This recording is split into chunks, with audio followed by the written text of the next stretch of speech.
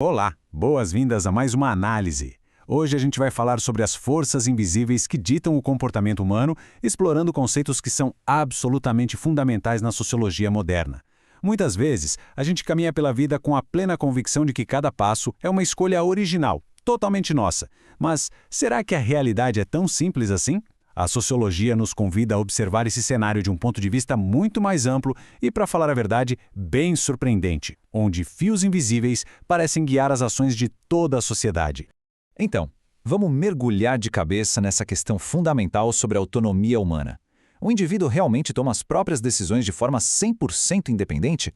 Ou será que grande parte dessas escolhas já foi feita de antemão pela própria sociedade? É um questionamento profundo, não é? Quando escolhemos que roupa vestir, qual idioma falar ou como reagir a uma ofensa, a percepção imediata é de puro livre-arbítrio. Mas pensadores clássicos dedicaram a vida inteira para provar que existe uma gigantesca estrutura arquitetônica, totalmente invisível, operando nos bastidores de cada uma dessas atitudes que tomamos no dia a dia.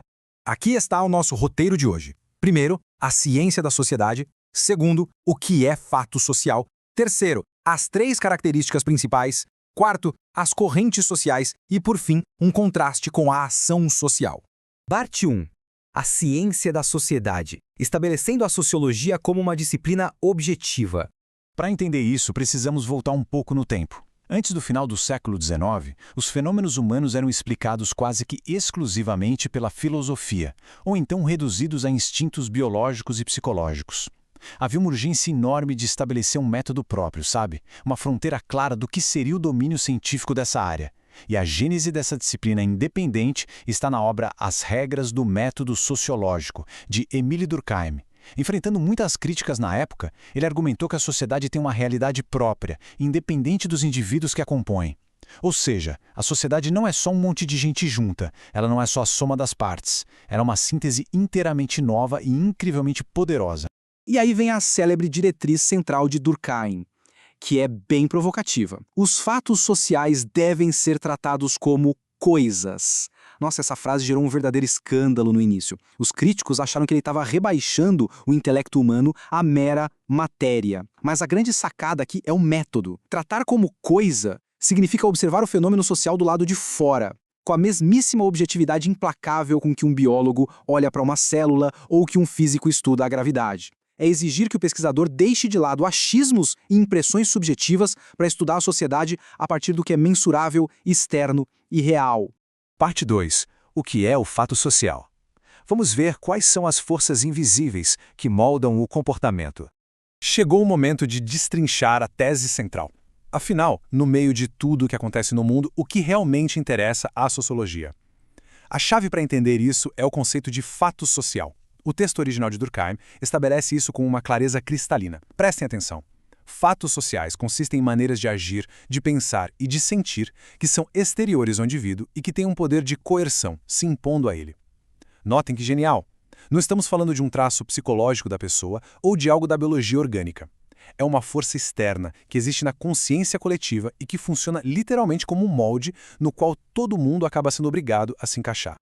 Trazendo para o nosso dia a dia, com exemplos tirados da própria obra, a dimensão de tudo isso fica muito mais prática. O idioma usado para se comunicar, o sistema financeiro e de moedas que utilizamos para pagar dívidas, as práticas religiosas, as leis do direito, nada disso foi inventado pela pessoa que está usando.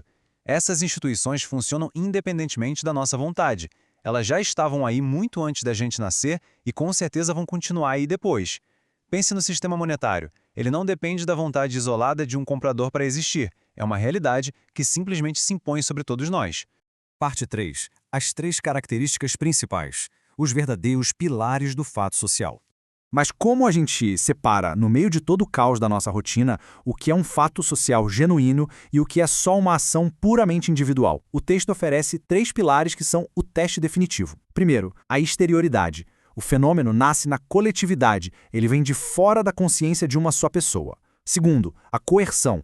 Ele faz uma pressão sobre o indivíduo, forçando a adequação, quer a pessoa queira, quer não. E o terceiro é a generalidade. E aqui tem um detalhe importantíssimo. Algo não é um fato social só porque muita gente faz. É exatamente o oposto. A coisa se repete entre as pessoas justamente porque já se impôs como uma regra do grupo. A generalidade é a consequência, não a causa. E como essa coerção funciona na prática? Bom, ela aparece em diferentes graus. Temos a coerção direta, formal, onde a resistência esbarra no direito. Se uma lei for violada, o Estado impõe uma punição para anular ou reparar o ato. Mas também existe uma coerção mais sutil, mas igualmente implacável, que é a pressão social informal. Se alguém decidir sair na rua vestido de uma forma radicalmente contrária aos costumes do país, ninguém vai ser preso, claro, mas vai sofrer com os olhares tortos, a ridicularização e o afastamento social. O isolamento acaba tendo o mesmo efeito punitivo. E no mundo dos negócios? Se alguém decidir usar métodos de produção de 2 séculos atrás, a falência é certa. É a sociedade jogando todo o seu peso em cima do indivíduo de forma magistral. Parte 4. Correntes sociais. O poder da multidão. Só que nem todas as forças da sociedade estão assim perfeitamente cristalizadas em leis ou instituições sólidas. É aqui que entram as chamadas correntes sociais. Elas mostram a pura força bruta da coletividade operando no calor do momento. Isso explica por que, no meio de uma grande multidão ou numa assembleia, uma onda repentina de entusiasmo, de fúria ou de comoção varre todo mundo. Essas explosões não nascem da mente de uma pessoa só. Elas vêm de fora e arrebatam a vontade pessoal. Sob o domínio de uma corrente social, pessoas super pacíficas podem acabar sendo arrastadas a cometer atos extremos que, sozinhas, jamais sequer pensariam em cometer. A prova irrefutável dessa coerção exterior poderosa aparece quando o espetáculo termina. O autor aponta que, assim que a multidão se dispersa e a pessoa se vê sozinha de novo, aqueles sentimentos intensos dão a impressão de serem algo totalmente estranho. É muito comum a pessoa nem se reconhecer nas atitudes que tomou há poucas horas. A emoção que sentiram parece ir totalmente contra sua verdadeira natureza pacífica. Esse contraste escancara a essência de uma força exterior que invade e domina o comportamento humano temporariamente. Parte 5. O contraste. Ação social. A perspectiva de Max Weber. Para deixar esta análise teórica ainda mais rica e evitar uma visão de um lado só, é fundamental a gente cruzar a fronteira intelectual e olhar para um prisma metodológico completamente diferente. Entra em cena o brilhante Max Weber. Para ele, o foco principal é a ação social. Na teoria weberiana, a sociologia se dedica a compreender e interpretar a ação humana, buscando o sentido subjetivo que a própria pessoa dá àquilo que faz. E o que torna essa ação social de verdade? É o fato de que a intenção por trás daquele ato está relacionada e orientada pelo comportamento dos outros. Percebem como a lupa muda de lugar? O foco sai daquela macroestrutura invisível e vai direto para a pessoa que age e para o significado que motiva essa ação perante o grupo. Aqui nós temos uma oposição de métodos simplesmente perfeita. De um lado, Durkheim e o fato social. Um movimento de cima para baixo, objetivo, focado nas coerções institucionais que enquadram as massas de fora para dentro. Do outro lado, Weber e a ação social.